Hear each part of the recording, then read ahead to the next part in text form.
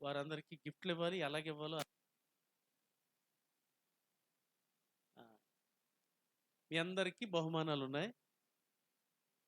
అలాగనే ఇప్పుడు అమ్మ ఫస్ట్, సెకండ్ కూడా వాక్యాలు. రైట్. ఇక్కడ ఉన్న వారికి ఒకసారి ఫోటో తీస్తే స్త్రీలు ఎంతమంది ఉన్నారు వాళ్ళకి రేపు ఇందాక పాటల పోటీలో వీళ్ళందరూ గెలిచారు. స్త్రీలు, ఓన్లీ స్త్రీలు, ఓన్లీ స్త్రీలు మాత్రం. రైట్, మంచిది. సరే, రేపు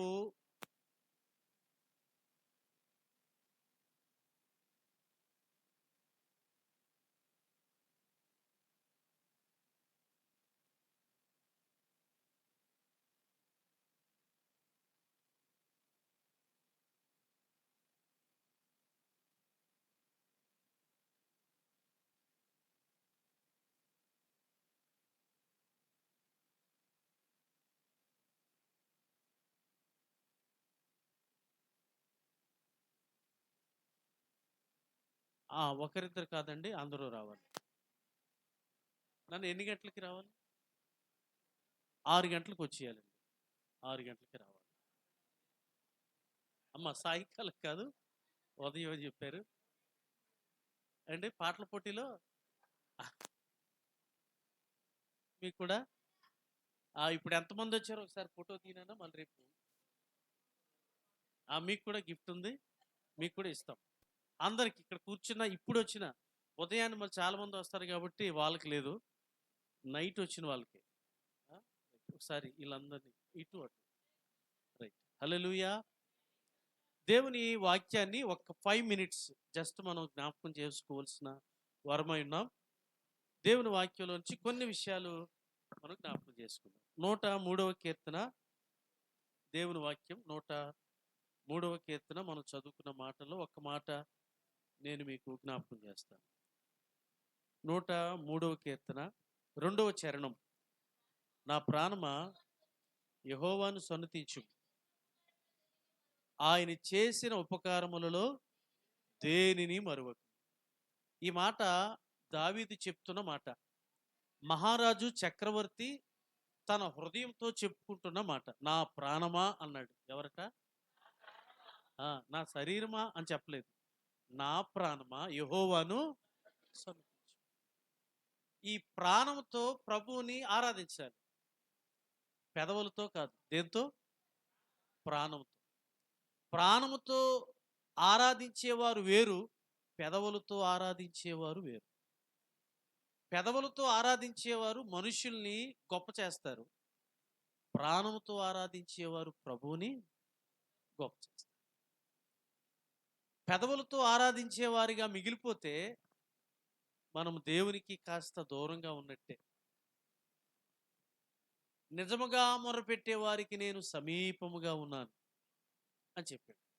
నిజముగా మొరపెట్టడం అంటే ప్రాణంతో మొరపెట్టడం. ప్రాణంతో మొర్రపెట్టడం, ప్రార్థించడం, ఆరాధించడం అని అంటే ఇది ఒక గొప్ప అనుభవం. ఆరాధించేవారు ఎలా ఆరాధించాలో ఒక్క మాట నేను మీకు జ్ఞాపకం చేస్తాను. 116వ కీర్తన 12వ చరణంలో ఇలా ఉంది.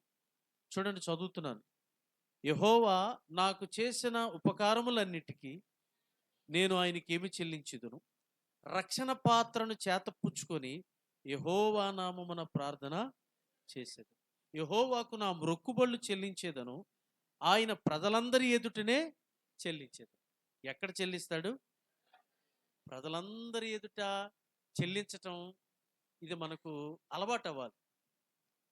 గదిలో స్తుతులు చెల్లిస్తాం, ఒక చర్చిలో స్తుతులు చెల్లిస్తాం.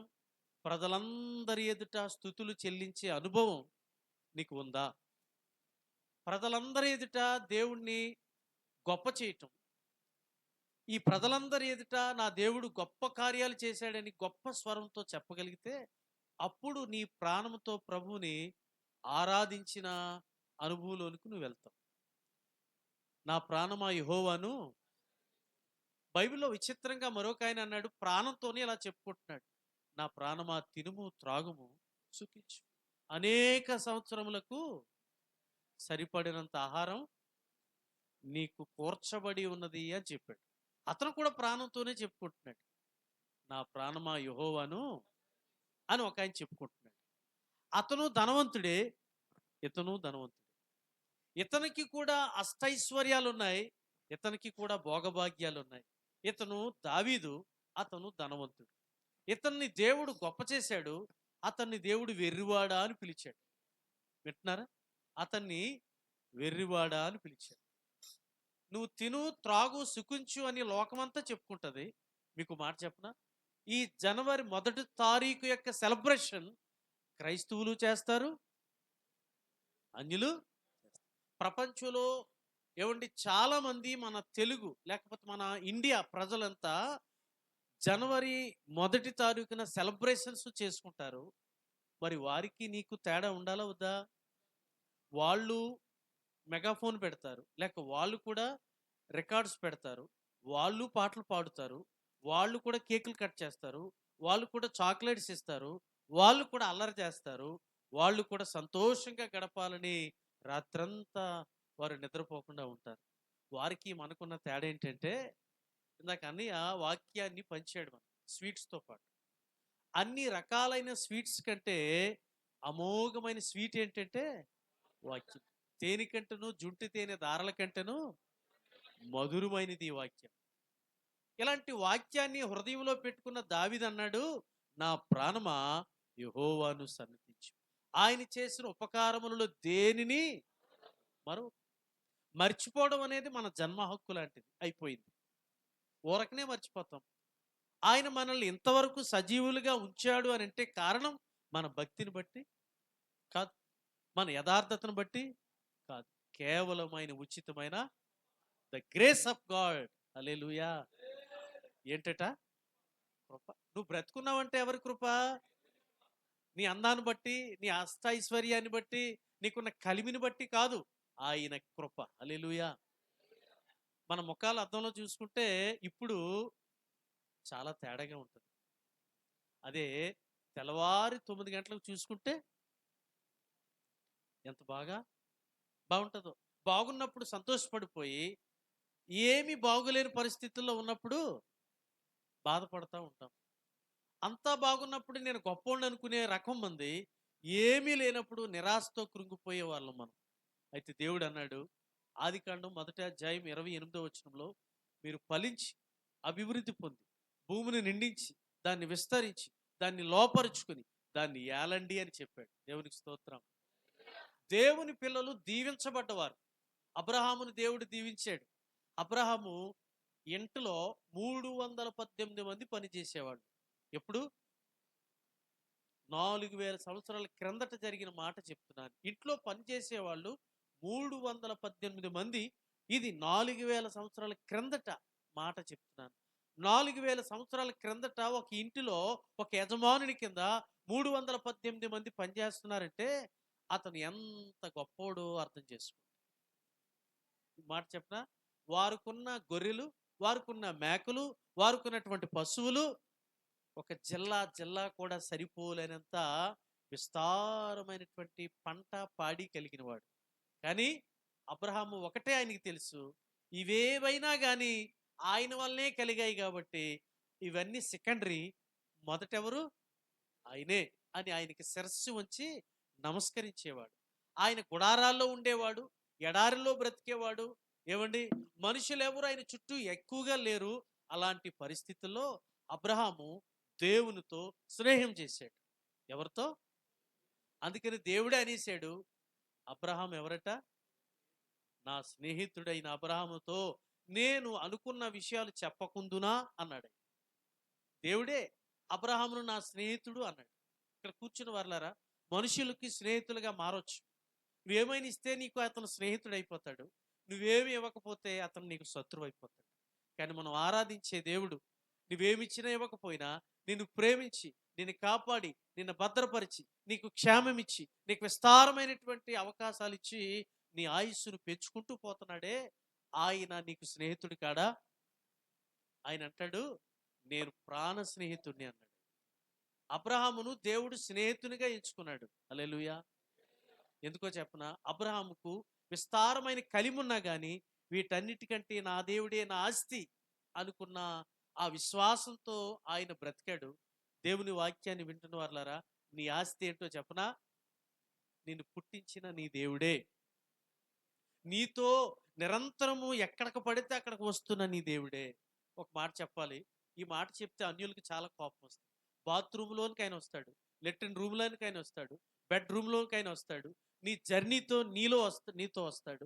నువ్వు ఎక్కడికి వెళ్ళినా, వేర్ ఎవర్ యు గో, చెప్పండి, I will come with you. Hallelujah. ఎక్కడికి వెళ్ళినా నీతో వచ్చేవాడే ఇమ్మానుయేల్ దేవుడు. ఆయనకి హృదయపూర్వకముగా మన ప్రాణముతో దేవునికి ఏం చేయాలి? కృతజ్ఞతాస్తుతులు చెల్లించాలి. ఏం చెప్పాలి? కృతజ్ఞతాస్తుతులు. ఈ 2026 సంవత్సరంలో ఏమని కృతజ్ఞతలు చెప్పాలంటే, ప్రభువా నాకు ఆయుష్నిచ్చినందుకు, నాకు ఆరోగ్యం ఇచ్చినందుకు, నాకు రక్షణ ఇచ్చినందుకు, నాకు వాక్యం ఇచ్చినందుకు, నాకు ఆత్మనిచ్చినందుకు, నాకు సంఘం ఇచ్చినందుకు, నాకు వాగ్దానం ఇచ్చినందుకు వందనాలు అని చెప్పాలా? ఎంతకాలం చెప్పాలి? చచ్చేదాకా, లేక ఆయన వచ్చేదాకా? చచ్చేదాకా ఏం చెప్పాలి? అలా కృతజ్ఞతాస్తుతులు చెల్లిస్తుంటే ఒకడు ఉంటాడు పక్కనే, వాడికి ఒళ్ళు నొప్పులు వచ్చేస్తుంటాయి. ఎవడు వాడు? అపవాదికి ఏం నొప్పులు? ఎప్పుడు? స్తుతులు చెల్లించినప్పుడు అపవాదికి ఒళ్ళు నొప్పులు. మరి వాడికి ఒళ్ళు నొప్పులు రావాలా వద్దా? కానీ మనం ఏం చేస్తామంటే, అపవాది మనల్ని చూసి నా ఫ్రెండ్ బాగున్నావా అని అడగగానే మనం ఎంత చక్కగా ఎస్, 2025లో ఏం చేశానో 2026లో కూడా యు ఆర్ మై పార్ట్నర్ అంటున్నట్టుగానే ఉన్నాం. అప్పుడు అపవాది చాలా సంబరపడిపోతాడు, దేవుడు చాలా ఏడుస్తూ ఉంటాడు. అయితే 2026 సంవత్సరంలో ఆయన వాగ్దానాలను స్వతంత్రించుకొని మన ప్రాణముతో దేవునికి కృతజ్ఞతాస్తుతులు చెల్లిస్తూ ఆయనకు ఈ 2026 సంవత్సరంలో మనకు మనంగా అప్పగించుకుందుముగాక, మనకు మనం దేవునికి సమర్పించుకుందుముగాక. ఒక్క మాట జ్ఞాపకం చేస్తాను. విస్తారమైన డబ్బున్నవాడు ఏమన్నాడు? నా ప్రాణమా తినుము త్రాగుము సుఖించు. మరి దావీదు కూడా విస్తారమైన డబ్బున్నవాడే, చక్రవర్తి, రాజే. ఆయన ఏమన్నాడు? నా ప్రాణమా యెహోవాను ఆయన చేసిన ఉపకారములలో దేనిని మరవకము. దేవునికి స్తోత్రం. మనం ఎలాంటి వాళ్ళమో చెప్పనా? మనము 103వ కీర్తనలో అన్నాడైనా, మనము గడ్డి లాంటి వాళ్ళు. చెప్పండి, అడివి పువ్వు లాంటి వారు. 15వ చరణంలో చదువుతున్నాను. నరుని ఆయువు గడ్డి వలె ఉన్నది, అడివి పువ్వు పూయినట్లు వాడు పూయును, దాని మీద గాలి వేచగా అది లేకపోవును, ఆ మీదట దాని చోటు అది ఎరగదు. ఎక్కడ పుష్పించిందో, ఎక్కడ రాలిపోయిందో, దానికి రాలిన చోటే మనం కూడా ఎక్కడ పుట్టామో మీకు తెలుసా? ఎలా పెరుగుతూ వచ్చామో నీకు జ్ఞాపకం ఉందా? ఇప్పుడు ఎక్కడున్నావో నీకు తెలుసా? భవిష్యత్తులో నువ్వు ఎక్కడికి వెళ్తావో నీకు తెలుసా? తెలియదు. నీవు ఆయన చేతికి నీ భవిష్యత్తును అప్పగించుకో. యాకోబు పత్రికలు అంటాడు, రేపేమి సంభవించినో నీకు తెలియదు. ఏమన్నాడు? రేపేమి నీకు తెలియదు. తెలుసా? రేపేం జరుగుతుందో తెలుసా? గనుక మనము దేవుని చిత్తమునకు లోబడి ఆయన కొరకు బ్రతుకున్నట్లు దేవుడు ఈ నూతన సంవత్సరంలో మనలను సిద్ధపరిచి ముందుకు నడిపించునుగాక. ఆమేన్. దేవునికి స్తోత్రం. మీ అందరికీ నూతన సంవత్సర శుభాలు మరొక పర్యాయం తెలియజేస్తూ, ఈ నూతన సంవత్సరంలో దేవుడు తన వాగ్దానాల చేత మిమ్మల్ని దీవించి మిమ్మల్ని హెచ్చించునుగాక. ఆమేన్. Thank you. వందనాలు. Praise lord. క్యాలెండర్స్ ఉన్నాయి, మీలో క్యాలెండర్స్ తీసుకుని వెళ్ళాలని మనం చేస్తున్నాను. తీసుకోండి. ఉదయాన్నే ఎన్ని గంటలకు రావాలండి? అమ్మా,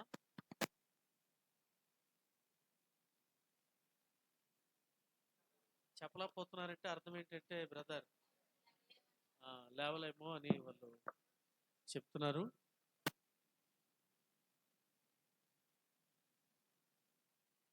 ఎన్ని గంటలకు లేవాలి మీరంతా? 6 గంటలకే. అందరూ ఎంతమంది వస్తున్నారు? ఒకసారి చేతులు ఎత్తి అమ్మ మీ హాజరు మాకు తెలియజేయాలని కోరుతున్నాను. చేతులు ఎత్తకపోతే చాలా ప్రమాదంలో పడ్డట్టే. చెప్పండి ఒకసారి అమ్మ. కోమల ఎత్తారు, ఇంకా నూకరత్నం ఎత్తారు, శైలజ ఎత్తారు, హేమలత ఎత్తారు, అనూష ఎత్తారు, సంతోషి కూడా ఎత్తుతారు, లావణ్య కూడా ఎత్తినట్టే కదమ్మా. రైట్.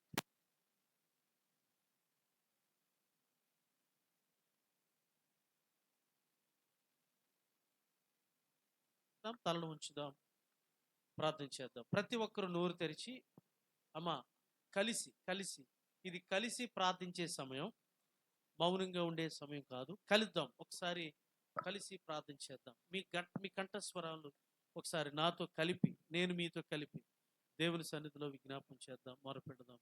ప్రేమగల తండ్రి, వందనాలు వందనాలు వందనాలు. మాకు ఇచ్చిన నూతన సంవత్సరాన్ని బట్టి మీకు వందనాలు. మీరు మాకు ఇచ్చిన నూతన సంవత్సరాన్ని బట్టి కృతజ్ఞతాస్తుతులు చెల్లిస్తున్నాం. దావీదు చెప్పినట్లు, నా ప్రాణమా యెహోవాను సన్నతించు, నా అంతరంగమునున్న సమస్తమా యెహోవా పరిశుద్ధ నామమును సన్నతించుము. ఆయన చేసిన ఉపకారములలో దేనిని మరువకము. నా ప్రాణమా యెహోవాను సన్నతించు. ఆయన చేసిన ఉపకారములలో దేనిని మరువకము. నా ప్రాణమా యెహోవాను సన్నతించుము. ఆయన చేసిన ఉపకారములలో దేనిని మరువకము. ప్రభా, మరవకుండా నీ వెంబడి నడిచేవారిగా, నీ చిత్తాన్ని జరిగించేవారిగా, నీ తలంపులను కలిగి బ్రతికేవారిగా నన్ను మమ్మలను మార్చండి. మీరు మా కొరకు దాచి ఉంచిన మేలు మేము అనుభవించినట్లు నీ చేతికే సమర్పించుకుంటున్నాం. నీ బలిష్టమైన చేతితో మమ్మల్ని బలపరిచి దేవా, గత కాలము కంటే ఉన్నతమైన వాటిని మా ఎడల జరిగించండి. మమ్మను వృద్ధిలోనికి తెండి. మా అపరాధములను బట్టి మమ్మల్ని శిక్షింపక మమ్మల్ని కనికరించారు, ఇంకనూ కనికరించండి. మీ రక్తంతో మమ్మల్ని ప్రోక్షించండి, పరిశుద్ధపరచండి. దేవా, నీ కొరకు వాడుకోండి. మీ రక్త ప్రోక్షణలో బ్రతుకున్నట్లు మమ్మలను మీరే ప్రభా నడిపించమని ప్రార్థిస్తున్నాం. మాకు మేముగా మీ చేతికే సమర్పించుకుంటున్నాం. దేవా, వందనాలు, స్తోత్రాలు. దేవా, ఈ నీ యొక్క పాదాల చెంత ఈ రాత్రి చేరిన బిడ్డలందరి మీద నీ దక్షిణహస్తం ఉంచి ఆశీర్వదించండి.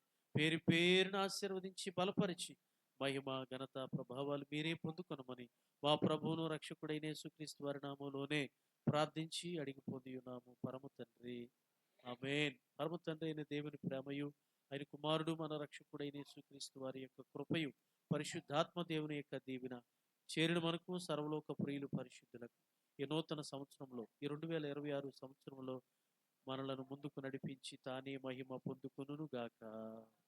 ఆమేన్. దేవునికి స్తోత్రం. హల్లెలూయా. దేవునికి మహిమ కలుగును గాక. ఆమేన్. ఇందాక చెప్తూ మధ్యలో ఆపాను కదండి.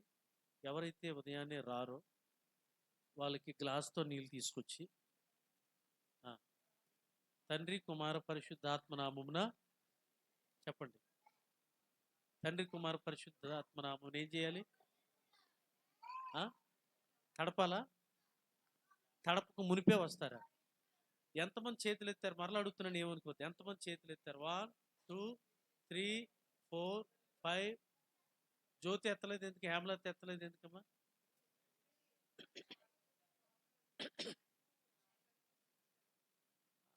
రావడానికి ట్రై చేయలేదు అనుకోండి, మేము రావడానికి ట్రై చేస్తాం.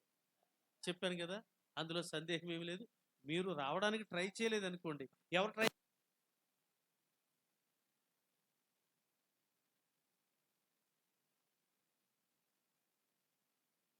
దీవించునుగాక. తర్వాత దేవుడు మన కింద ఏమిచ్చాడు? మ్యాటి ఇచ్చాడు. మ్యాటి దేవుడు నూతనమైన అన్నయ్య మనకు ప్రజెంట్ చేశారు మందిరానికి, దేవునికి. అందుని బట్టి దేవుడు వారిని దీవించునుగాక. ఇది ఎలాగుందంటే, సముద్రం ఎలాగుంటుంది? ఏ కలర్లో ఉంటుంది? ఆకాశం అదే బ్లూ అండి, స్కై బ్లూ. సముద్రం సీ బ్లూ. మరి ఇది బ్లూ, ఇది సీ బ్లూయే, ఇది సచ్ బ్లూ. దేవునికి స్తోత్రం. ఇది డార్క్ బ్లూ అంటున్నాడు చిన్న. రైట్. ఏమండి, మంచిది. మీ అందరికీ వందనాలు, థ్యాంక్ యూ. మరొక విషయాన్ని మీకు తెలియజేయాలి. షార్ప్ ఆరాధన 11 గంటలకే ప్రారంభం. ఏమండి, కాబట్టి త్వరగా రావడానికి వచ్చి, స్త్రీలు అలాగే పురుషులు మా పని లేదేమో అనుకోవద్దు. మీరు కూడా ఒక చెయ్యి వేయాలి. కలిసి చేస్తే ఆనందం కదండి. కాబట్టి ఆ రీతిగా దేవుడు మిమ్మలను ప్రేరేపించి నడిపించునుగాక. Thank you.